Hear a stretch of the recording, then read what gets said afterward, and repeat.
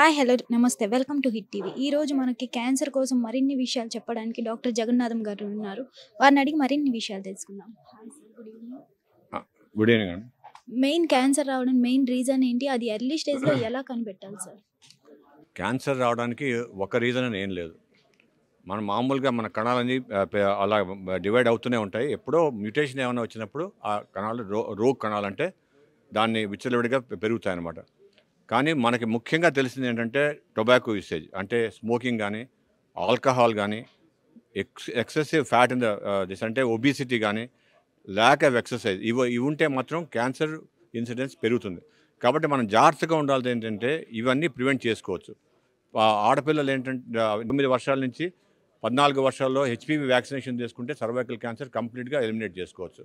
అలాగే మనం బ్రెస్ట్లో కానీ ఏమైనా లంప్ ఉంటే మనం అది కనుక్కుంటే తొందరగా దాన్ని కూడా ట్రీట్మెంట్ చేసుకోవచ్చు. అర్లీ స్టేజ్లో కనుక్కుంటే 90% వరకు ట్రీట్మెంట్ అవుతుంది.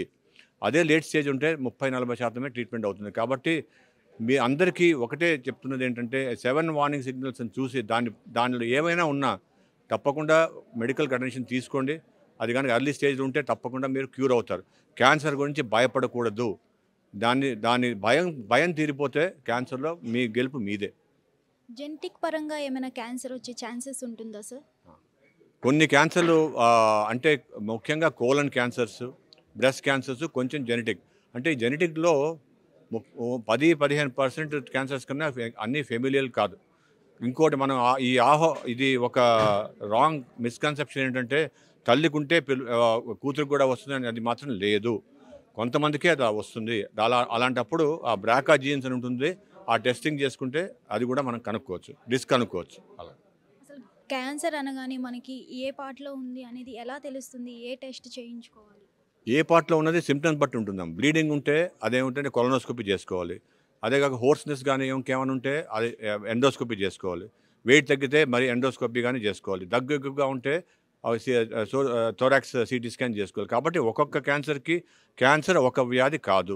క్యాన్సర్ అంటే 100 వ్యాధులు ఉన్నాయనుకోండి, ఏ ఆర్గన్లో వస్తే అదే వ్యాధి, దాన్ని బట్టి టెస్టులు కూడా చేసుకోవాలి. పేగు క్యాన్సర్ అనేది చాలా డేంజర్, బతికే ఛాన్సెస్ ఉండవు అని అంటారు. అది ఎంతవరకు నిజం సార్? నేను 40 ఏళ్ళుగా చేసింది పేగుల cancer సర్జరీనే.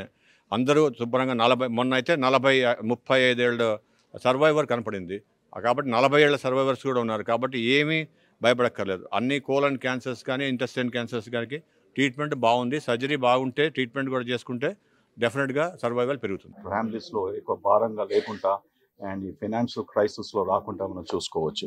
So patients should listen to this. ఈ అవగాహన మేము ఈ నెలంతా కూడా కాంటినెంట్ హాస్పిటల్స్లో ఎన్నో ప్రోగ్రామ్స్ చేశాము as a public education effort. చాలామంది వచ్చారు. సుమారుగా 400 మంది పేషెంట్స్ అండ్ 100 కమ్యూనిటీస్కు 2 లక్షల మందికి మేము అందరికీ ఇన్ఫర్మేషన్ పంపించాము.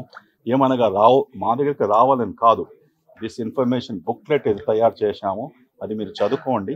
దాని ప్రకారం మీకు ఎటువంటి కన్సల్టేషన్ కావాలనో యూ కెన్ కమ్ టు మా క్యాన్సర్ సెంటర్కి వచ్చేసి మా డాక్టర్స్తో, మా ఆంకాలజిస్ట్తో వాళ్ళతో సలహా తీసుకొని మనం ముందుకు వెళ్ళాలి. థ్యాంక్ యూ వెరీ మచ్ అండి. వండర్ఫుల్. సమస్య లేని ఇల్లు ఉండదు, పరిష్కారం లేని సమస్య ఉండదు. బంధాలు గొప్పవి, బాధలు చిన్నవి. మీ సమస్యని మేము పరిష్కరిస్తాం. రండి, మాట్లాడుకుందాం.